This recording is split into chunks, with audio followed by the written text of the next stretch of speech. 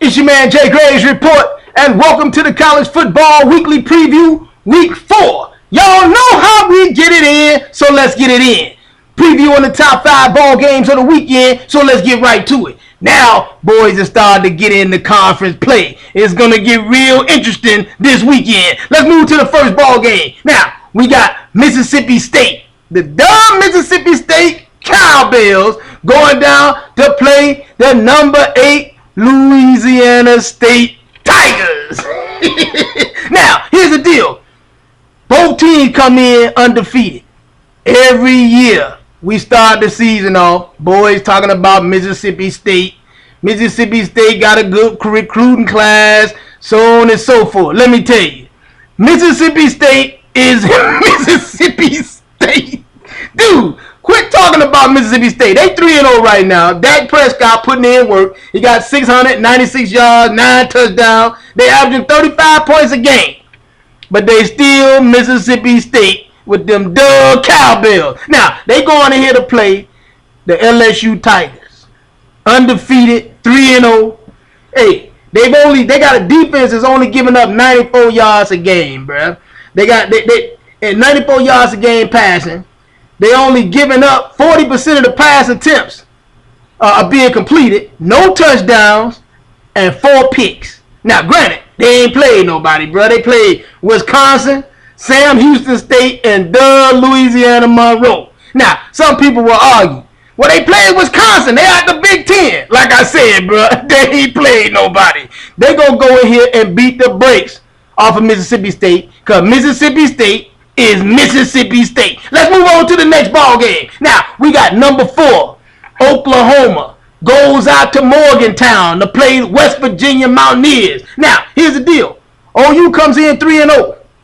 Looking like the real deal. Trevor Knight is putting in work. Got 860 yards, 4 touchdowns so far. They're going to come in losing Key Ford, dynamic running back for Oklahoma. One of the best running backs they have. He fractured his right leg against Tennessee, but they got a stable of running backs. They had a rotation of 3, so now they down to 2. It is what it is. They can pull somebody off the bench and bring them in and still put in damage. Now, my man Trevor Knight went to work on Tennessee last week. Put up 308 yards on these boys. Hey, they ain't messing around. Now, Tennessee was the real deal. They young. They hung around for the first half, but hey, give them a little time.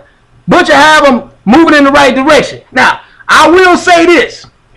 Clint Trickett over at West Virginia transferred from Florida State. He the real deal, bruh. This dude in 3 games, they 2-1. They hung in there with Alabama first game. They 2-1 now. He's already got 1,224 yards and 7 touchdowns. Last week he went to work on Maryland. Old Durham, Maryland had 511 yards and 4 touchdowns. He got the second leading receiver in the country in Kevin White. Had 13 catches, 216 yards. Oklahoma's defensive secondary is going to be tested this weekend. But I will say this. The OU front 7 is delirious. So Clint Trickett is going to have to get rid of the ball early and often. I see OU still going down here, being in a dog fight, in a battle, but still coming out of here with a win, because I don't think West Virginia has the firepower or the ability to keep these boys at OU at bay. Let's move on to the next ball game. Now, we got Florida goes to number 3, Alabama goes down to Tuscaloosa. While you down there, bro, you got to get some of that Dreamland barbecue. It's the best barbecue out, bro. I'm just telling you. Now, here's the deal. This is a matchup between Nick Saban and his mentee. He's had Muschamp on his staff even when he was at LSU and when he was with the Dolphins. He said this is the best assistant he's ever had. Now, the assistant has to show up and play ball against these boys. Now, the big matchup in this ball game is not with the coaches. It's going to be Amari Cooper on one side of the ball, the leading wide receiver in the country with 33 catches, against Vernon Hargreaves III, which is one of the best corners in the country. This is a cat that Nick Saban recruited like crazy, just couldn't get. But I'm going to tell you right now, Alabama playing at the crib, Old Dub Florida coming off a 4-8 season last year. No way they're just going to turn around and beat these boys in Tuscaloosa. Let's move on to the next ball game. Now, we got number 5, Auburn, goes to Manhattan to play the number 20 Kansas State Wildcats. Now, both teams come in undefeated. Auburn averaging 52 points a game. Kansas State averaging 43 points a game. Will it be a track meet? Here's the deal. Auburn, even though they lost Trey Mason, who averaged we put up 1,800 yards last year, they still got a ground game that's ridiculous. Right now, that ground game just in the last 2 ball games, and put up 660 yards. I mean, you got Nick Marshall putting in work, Corey Grant putting in work, Carmen Payne putting in work. Hey, I'm telling you, they're going to have to be able to stop these boys from running the football if they're going to be able to stop them. Now, everybody keep talking about how difficult Auburn's schedule is. Now, right now, on paper, their schedule looks difficult. They got number 8 LSU.